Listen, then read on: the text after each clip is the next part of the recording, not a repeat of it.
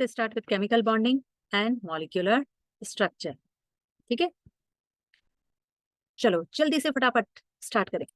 Matter, matter is made up of, फटाफट बताओ, atoms. Very good. Smallest particle of the matter which exist as independent identity, पढ़ा था ना? Molecule. Okay, now attractive forces which holds the various constituents together in the different chemical species, that is chemical bonding। और यही chemical bonding आज हम पढ़ने वाले हैं। Okay, so let's start. सबसे पहले हमें जो कौशल लुइस था 1969 में, उसने according to that of the octet rule हमें बॉन्डिंग के बारे में बताया। ये ऑक्टेट रूल क्या था? ये ऑक्टेट रूल आप सबको पता है। ऑक्टेट में जो नोबल गैस होती हैं वो नोबल गैस सबसे ज्यादा स्टेबल होती हैं, because noble gases are stable because their octet is full. Octet means outermost जो वैलेंस शेल है वो, उसमें पूरे 8 इलेक्ट्रॉन्स हैं, वो पूरा भरा हुआ है, राइट। तो हर कोई क्या जानना चाहता है, कोई भी जो एलिमेंट है हमारा, वो एलिमेंट नोबल स्टेट को अचीव करना चाहता है to become more and more stable. ठीक है, तो चाहे मेरा वो कौन है, वो चाहे मेरा फ्लोरीन है, फ्लोरीन F9, F9 तो क्या हो जाएगा 2 एंड देन 7, राइट। तो ऑब्वियसली है वो क्या करना चाहता है, 7 यानी 7 इलेक्ट्रॉन है तो 1 इलेक्ट्रॉन और वो एक्सेप्ट करके अपने आप को ऑक्टेट बनाना चाहता है। या फिर बात करें हम सोडियम की। सोडियम में कितना होता है 11, 2, 8, 1 2 3 4 5 6 7 8 and then 1, that is sodium 11 होता है। 11 होता है, ये भी अपने आप को नोबल गैस में कन्वर्ट करना चाहता है स्टेबल करने के लिए, और ये रिमूव करना चाहता है, right. So basically each and everyone wants to gain the noble gas configuration which is the stable one। इनको हमने क्या किया, इनको ये जो हमने रिप्रेजेंट किया है, दिस रिप्रेजेंटेशन ये लुईस सिंबल में करेंगे। लुईस सिंबल में कैसे करेंगे इसकी रिप्रेजेंटेशन? तो हमने फ्लोरीन लिखा, फ्लोरीन का जो एक एटम बनाया, और ये जो फ्लोरीन लिखा है हमने, इस फ्लोरीन के आउटर मोस्ट शेल में, बाहर वाला, अंदर वाले से कोई मतलब नहीं है, बाहर वाला जो आउटर मोस्ट शेल है उसमें कितने इलेक्ट्रॉन है, we are suppose to show that one, 1 2 3 4 5 6 7, right. This is the Lewis dot structure of the fluorine. Similarly अगर मेरे को सोडियम का लुईस डॉट स्ट्रक्चर बनाना है, तो अंदर जो फुली फिल्ड है उनसे मेरे को कोई मतलब नहीं है, I have to check only for the outermost shell. तो आउटर मोस्ट शेल में कितना है, 1 इलेक्ट्रॉन है, तो this one will be the Lewis symbol of sodium. Okay, now how this ionic bond, ये जो हमारे, ये अभी हमने देखा कि इट कैन फॉर्म एनाइन और अ कैटाइन, है ना। एक अगर लूज कर रहा है then it is forming a cation, if it is ready to accept then it is forming anion. तो इससे क्या बनेगा, इससे हमारा क्या बनेगा, इससे हमारा बनेगा आयनिक बॉन्ड। आयनिक बॉन्ड कैसा है मेरा, ionic bond as non directional. Why non directional? क्यों? क्योंकि यूनिफॉर्म है, उसकी चारों तरफ जो चार्ज है दैट इज कांस्टेंट। अब अब मेन चीज हमारी स्टार्ट होती है, क्या स्टार्ट होती है? आयनिक बॉन्ड के लिए पहले मेरे को बनाना पड़ेगा कौन, गैसियस कैटाइन। गैसियस कैटाइन के लिए मेरे को क्या होगी, I have to lose electron, और इलेक्ट्रॉन लूज करने के लिए मेरे को क्या करना पड़ेगा, एनर्जी को एक्सेप्ट करना पड़ेगा। First the energy will come, then the electron will be removed. तो that's why formation of the gaseous ion is a endothermic reaction. This energy, ये एनर्जी जो हम ले रहे हैं, एक्सेप्ट कर रहे हैं, this energy will be known as ionisation energy. ठीक है, और अगर आपको ध्यान हो तो आयोनाइजेशन एनर्जी हमने लास्ट चैप्टर में पढ़ा था कि जो हमारे पीरियोडिक टेबल होता है, इस पीरियोडिक टेबल में जो सबसे नीचे हमारे मेटल्स रहते हैं, उनमें सबसे बड़ा साइज होता है नीचे जाते जाते, और जैसे जैसे साइज बड़ा होता है उसकी होल्डिंग कैपेसिटी कम होती है, रिमूवल ऑफ इलेक्ट्रॉन इजी होता है, आयोनाइजेशन एनर्जी कैसा होता है, लो।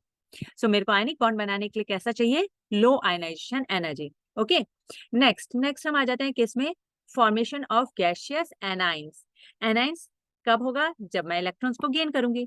इलेक्ट्रॉन्स को गेन करने के लिए जनरली हमें क्या करते हैं, एनर्जी लूज होती है। एनर्जी जब लूज होती है then it is known as exothermic reaction, but you are suppose to keep in mind that for the divalent और the trivalent it becomes endothermic. Energy की रिक्वायरमेंट बढ़ जाती है और instead of exothermic it becomes endothermic. This energy is known as, इस energy को हम electron gain enthalpy कहते हैं, राइट। तुमने याद करो, पढ़ा था इलेक्ट्रॉन आयनाइजेशन एनर्जी पॉजिटिव में होती है जबकि इलेक्ट्रॉन गेन एंथैल्पी नेगेटिव में होती है, this value is negative. Again if we will see in the periodic table, तो हमारे टॉप मोस्ट में राइट साइड कॉर्नर में जाएंगे तो सबसे छोटा होगा, like that of the fluorine having the highest electron gain enthalpy, right. So यहाँ से तुम्हें कुछ क्लू मिला, देखा तुमने, ध्यान दिया। इट मीन्स ये जो मेरा पीरियोडिक टेबल है, इस पीरियोडिक टेबल में मैं यहाँ पे और यहाँ पे मतलब मेरा मेटल वाले में सबसे नीचे सबसे बड़ा साइज और इधर नॉन मेटल्स में सबसे छोटा size, they are ready to form the ionic bond. इनके बीच में सबसे ज्यादा स्ट्रॉन्ग आयनिक बॉन्ड होगा, ठीक है। And that's what we are telling in the next step, that is packing of the ions to form the ionic solid, and this energy is known as lattice energy which is released, that's why it is an exothermic reaction. So what do you mean by lattice enthalpy? It is the amount of the energy which is released when 1 mole of ionic solid is formed by close packing of the gaseous ions of opposite charges, है ना। तो stable ionic compound कब बनेगा? Stable ionic compound के लिए मेरी जो total energy release थी वो ज्यादा होनी चाहिए and the total energy requirement कम होनी चाहिए, राइट, ठीक है। एनर्जी रिक्वायर्ड अगर ज्यादा हो जाएगी और रिलीज कम हो रही है तो मेरे को फायदे के बजाय नुकसान होना शुरू हो जाएगा, and I will not try to form that bond. तो मेरे को क्या हो रहा है, मेरी रिक्वायरमेंट है कम और मेरी रिलीज हो रही है ज्यादा, then it will always be beneficial for me and it will become a stable ionic bond. Now there were some limitations of the octet rule. ये जो octet rule के बेसिस पे, क्योंकि अभी तुमने देखा पूरा का पूरा किस बेसिस पे, on the basis of the octet rule. So इस octet rule के कुछ limitations थे। क्या limitations थे? पहला, incomplete octet like that of the BCl3 और BF3, है ना। बोरोन का तुम देखते हो, बोरोन के 5 तो 3 आउटर मोस्ट में और क्लोरीन के साथ अगर एक एक बॉन्ड बनाएगा तो ये क्या हो जाएगा, बोरोन के तो सिर्फ 6 ही होंगे जबकि मेरे को चाहिए थे 8। तो इसका मतलब ये ऑक्टेट कंप्लीट नहीं है, but still this is a stable one. Second is the odd number of electron like that of the NO, ठीक है। जो नाइट्रोजन ऑक्साइड्स हैं हमारे, उस नाइट्रोजन ऑक्साइड में क्या है, नाइट्रोजन ऑक्साइड में ये डबल बॉन्ड फॉर्म करता है, राइट। और डबल बॉन्ड जब फॉर्म करता है उस समय एक इलेक्ट्रॉन इसके पास, नाइट्रोजन के पास कितने, नाइट्रोजन के पास 3 इलेक्ट्रॉन और ऑक्सीजन के पास 5 इलेक्ट्रॉन, यानी ये ऑड इलेक्ट्रॉन रह जाते हैं जिनकी वजह से ये स्टेबल नहीं होना चाहिए, but it is a stable compound, ठीक है। Next one is expanded octet, जैसे फॉर एग्जांपल PCl5। फास्फोरस कितना होता है, P15 तो आउटर मोस्ट में कितने इलेक्ट्रॉन हुए, 5, राइट। और 5 ही क्लोरीन है जो इसके साथ बॉन्ड बनाने के लिए तैयार है। अगर पांचों क्लोरीन इसके साथ बॉन्ड बना रहे हैं तो हमारे कितने हो गए, 5 2 10 इलेक्ट्रॉन, जबकि मैंने बात करी थी ऑक्टेट में 8 इलेक्ट्रॉन की। Again this is much greater, तो 8 से ज्यादा हो गए then, but still it is a stable one, तो ये एक्सपेंडेड फॉर्म। इसके अलावा it doesn't account for the shapes and it doesn't explain me the relative stability of the molecule. These were some of the limitations of the octet rule. अब जब octet rule हमारा means ionic bond हमारा पूरा हो गया तो हम आ जाते हैं किसमें, हम आ जाते हैं कोवेलेंट बॉन्ड। कोवेलेंट बॉन्ड हमें किसने दिया था, लैंगमुइर ने इसको कन्फर्म किया था 1919 में। उसने बोला there is a force which is binding the atoms they can be of same और different elements by mutual sharing. याद है कब से पढ़ रहे हो, 7th 8th से, कहाँ पढ़ रहे हो, म्यूचुअल शेयरिंग करी थी तुमने राइजोबियम बैक्टीरिया में, राइट, नाइट्रोजन फिक्सिंग में। So mutual sharing of electron. अब ये म्यूचुअल शेयरिंग ऑफ इलेक्ट्रॉन में आपको कुछ बातें, there are some points which you are supposed to take in your mind. 3 क्या चीज है, एक है बॉन्ड पेयर, एक है लोन पेयर और एक है covalency. What do you mean by these 3 terms? There are valence electron क्या होता है, valence electron is the electron which is present in the outermost shell. जो इलेक्ट्रॉन आउटर मोस्ट शेल में present होता है उसको वैलेंस इलेक्ट्रॉन बोलते हैं। जैसे अभी अभी हमने कहा था फ्लोरीन का एटॉमिक नंबर 9 है तो हम इसके इलेक्ट्रॉनिक कॉन्फ़िगरेशन में 2,7 लिखेंगे, सो 7 will be it's valence electron. जब हमने सोडियम की बात करी थी, सोडियम का एटॉमिक नंबर 11 था तो हमने कहा था 281, सो सोडियम का वैलेंस इलेक्ट्रॉन कितना हो गया, 1। So valence electron, if they are involved in the sharing, then that is known as a bond pair. If valence electrons they are not involved in the sharing, then it is known as a lone pair. And how many number of the electrons, कितने electrons हैं which are contributing for the sharing, that is known as its covalency, ठीक है। अब जैसे यहाँ पे अगर मैं सोडियम 1 इलेक्ट्रॉन शेयर करेगा तो मैं बोलूंगी सोडियम की वैलेंसी, कोवैलेंसी क्या है, 1m, ठीक है। अब फ्लोरीन डिपेंड करता है इन 7 में से कितने इलेक्ट्रॉन को शेयर कर रहा है, जितने भी वो इलेक्ट्रॉन्स को शेयर करेगा वो उसकी कोवैलेंसी कहलाएगी, ठीक है। That will be known as its covalency. Will go for the Lewis dot structure. ये लुईस डॉट स्ट्रक्चर है, जब हम बनाएंगे किसी का भी Lewis dot structure for the ionic और द कोवैलेंट बॉन्ड्स, जब लुईस डॉट स्ट्रक्चर बनाएंगे तो सबसे पहले हमें क्या फाइंड आउट करना होगा, we are suppose to find out the number of the valence electron. Valence electron कैसे निकालेंगे, वैलेंस इलेक्ट्रॉन जैसे supposingly I am talking about, मैं किसकी बात करूं, चलो लेट्स टॉक अबाउट NH3, ठीक है। अमोनिया है, अमोनिया है तो नाइट्रोजन, नाइट्रोजन का एटॉमिक नंबर कितना होता है 7, 7 तो क्या बोलते हो आप 2,5 इज द इलेक्ट्रॉनिक कॉन्फ़िगरेशन, तो 7 5 हो गया इसका आउटरमोस्ट इलेक्ट्रॉन। हाइड्रोजन का कितना हो गया 1 और 3 हाइड्रोजन है तो 5 प्लस 3 दैट इज 8। सो हम बोलेंगे कितने टोटल नंबर ऑफ इलेक्ट्रॉन कितने हैं वैलेंस इलेक्ट्रॉन 8, 5 नाइट्रोजन के और एक एक एक तीनों हाइड्रोजन का। ठीक है। अगर इसमें कोई चार्ज है, चार्ज यानी जैसे supposingly if I am talking about carbonate CO3 2 negative, right, तो हम क्या बोलेंगे जितना negative charge means addition of electron, right. तो कार्बन, कार्बन कितना होता है, कार्बन का atomic number 6 that is 2,4, so इसके हो गए 4 वैलेंस इलेक्ट्रॉन। ऑक्सीजन O8, 8 8 तो 2,6 तो इसका हो गया वैलेंस इलेक्ट्रॉन 6, राइट। और ऐसे मेरे पास कितने हैं 3 ऑक्सीजन है तो 6 3 जा 18 प्लस 4 कर दो किसके कार्बन के, तो 18 19 20 21 22 22 और ये 2 इलेक्ट्रॉन एक्स्ट्रा वाले यानी 23 24, so the total number of electron will B 24 in the case of the carbonate ion. ठीक है। तो अगर पॉजिटिव चार्ज होगा तो जितना भी है उतना सब्ट्रैक्ट कर देंगे, अगर नेगेटिव चार्ज है तो हम ऐड कर देंगे। क्लियर हुई ये पहला पॉइंट हमें। अब सेकंड पॉइंट पे आते हैं। सेकंड पॉइंट है हमारा जो कम है लेस इलेक्ट्रोनेगेटिव है that will we will put it in the centre, उसको जो पोजिशनिंग मिलेगी वो हमेशा बीच में मिलेगी। जैसे जैसे कार्बोनेट की अगर हम बात करें तो कार्बोनेट में जो कार्बन है, carbon is less electronegative than that of the oxygen, तो ऑक्सीजन इसके चारों तरफ रहेंगे और कार्बन बीच में रहेगा। ओके। सिमिलरली नाइट्रोजन बीच में रहेगा, हाइड्रोजन चारों तरफ रहेंगे। ओके।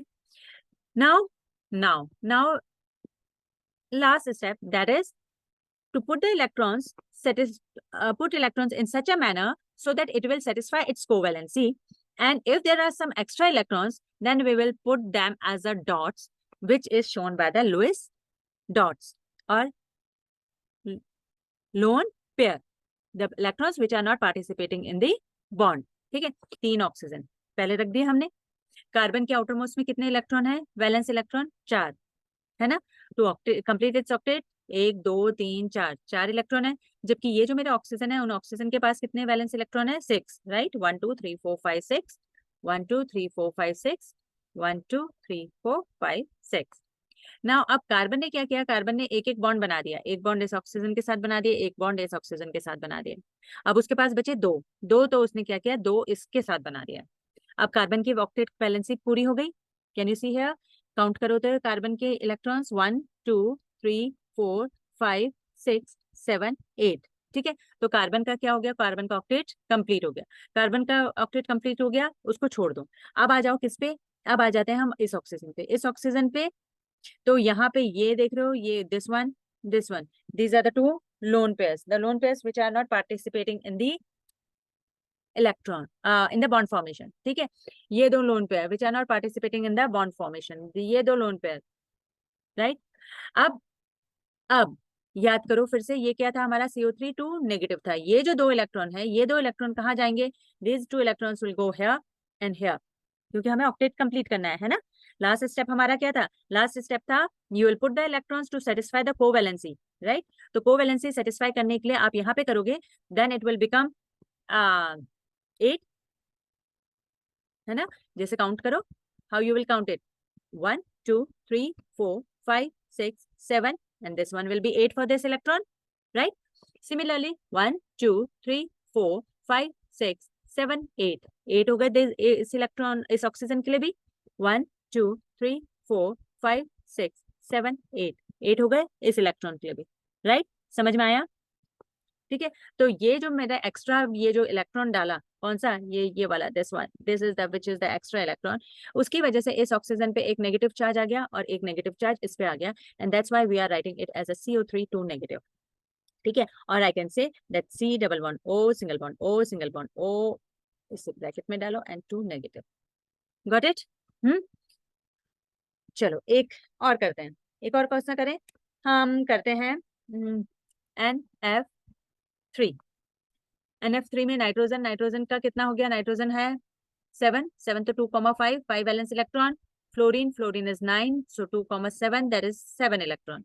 अब हमने क्या किया, लेस इलेक्ट्रोनेगेटिव इज नाइट्रोजन, तो नाइट्रोजन को बीच में रखा और फ्लोरीन को इसके चारों तरफ रख दिया। राइट। अब हमने क्या किया, उसके वैलेंस इलेक्ट्रॉन लिखे। वैलेंस इलेक्ट्रॉन कितने हैं हमारे फ्लोरीन के, 1 2 3 4 5 6 7, 1 2 3 4 5 6 7, 1 2 3 4 5 6 7। ठीक है। नाइट्रोजन के कितने हैं हमारे पास, नाइट्रोजन के पास है 5, 1 2 3 4 5। अब हम क्या करेंगे लास्ट स्टेप में, यानी टोटल कितने करने हैं, टोटल जो वैलेंस शेल है उसके हिसाब से कोवैलेंसी उसकी कंप्लीट करेंगे। तो फ्लोरीन के 7 है तो ये एक बॉन्ड बनाएगा नाइट्रोजन के साथ और फ्लोरीन का हो जाएगा ऑक्टेट कंप्लीट। ये फ्लोरीन ने एक बनाया, इसका ऑक्टेट कंप्लीट। ये फ्लोरीन ने एक बॉन्ड बनाया, इसका ऑक्टेट कंप्लीट। राइट। लेकिन नाइट्रोजन के पास ये क्या रह गया, 1 फ्री लोन पेयर। समझ में आया? ठीक है। चलो एक और, let's say we are talking about BF4 with a negative charge. अब बोरोन इज B5, 5 तो 2,3, फ्लोरीन इज 9 तो 2,7। ठीक है।